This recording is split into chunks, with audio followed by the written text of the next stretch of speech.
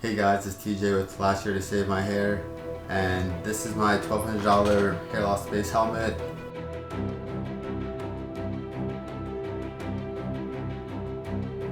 It's the iRestore Professional, and I've been using it for about 8 months, and I kind of want to return it. It's not that it's an awful device or anything. They also have a generous return policy of 12 months, and then you get, I think, 30 days to actually ship it back. So assuming that nothing like sketchy is going to happen if I were to try to return it, I'm kind of tempted to keep it for another 4 months and see what happens.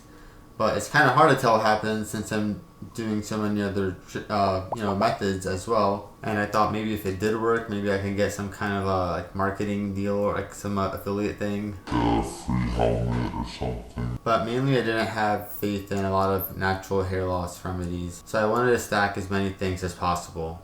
Vitamins, sleep, lowering stress, minoxidil, ketoconazole, whatever shampoo. I had derma rollers, microneedling devices, but those weren't guaranteed. I do scalp massages daily, and I've even hung upside down a few times, but I couldn't really expect much from those. None of them alone could save me from the Norwood Reaper, and if this was the last year to save my hair, I had to go all out. And all of the other procedures that are non-hormonal or non-drug based, like PRP, are really expensive and also kind of is it really gonna do much, anything noticeable? Like there weren't that many other low risk non-drug treatments you could do at home. And LLT is really weird because it does work, but it's gonna be by a small percent, and a lot of the brands they have a lot of sketchy clinical studies that aren't peer reviewed, and they also have pretty outrageous claims.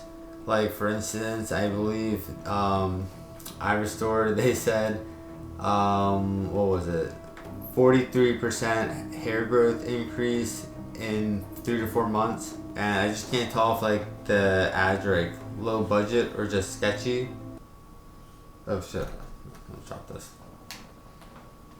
And also the sample sizes are super small, 40 people and stuff like that. And I've actually messaged some people in the ads, or sometimes in the comments of the ads, you'll have people who have tried products.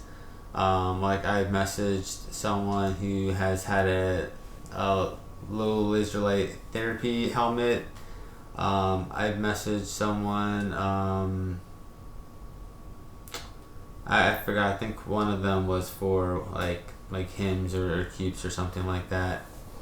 But the guy who did the helmet, he seemed like an honest and cool guy, but for some reason I almost didn't trust his answer. But it's not like he actually was in the commercial. But some people, they weren't in the commercial, and they said they got great results, and they've also done nothing else, which is weird because I would think you would try other things before jumping to the LLT helmet. But I guess for some people it's an appealing option. To me, this is a real niche thing, but yeah, all these people responded well. But now I'm taking finasteride, so the $1,200 price tag kind of feels like a premium for not really having any other options, to be honest. You literally just have minoxidil, and that doesn't even stop hair loss progression. Everything else is just an experiment, a gamble, basically. And the price is complicated. While it is expensive, I know smaller companies might need larger margins, but it does certainly seem pretty inflated in value. But it is decently constructed, and the little charging device is convenient. There's a little timer and whatnot.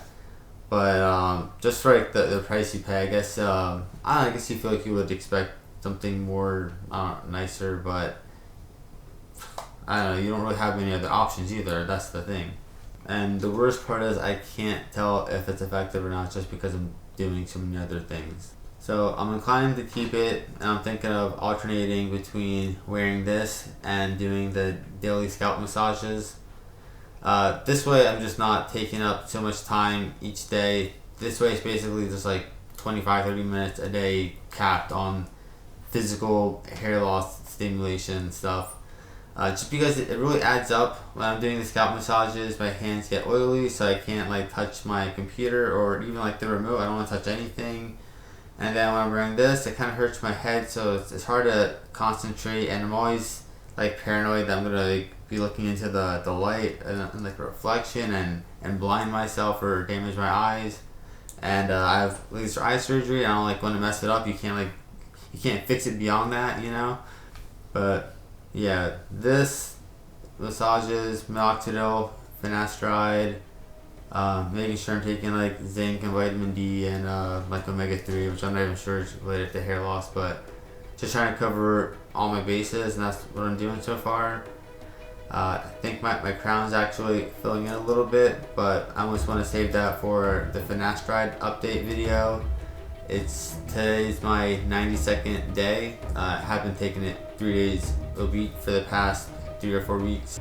But I'm going to keep this video quality and to the point and stop right here. Is the iRestore Professional worth it? If you're on finasteride, time's up. If you're on finasteride, no.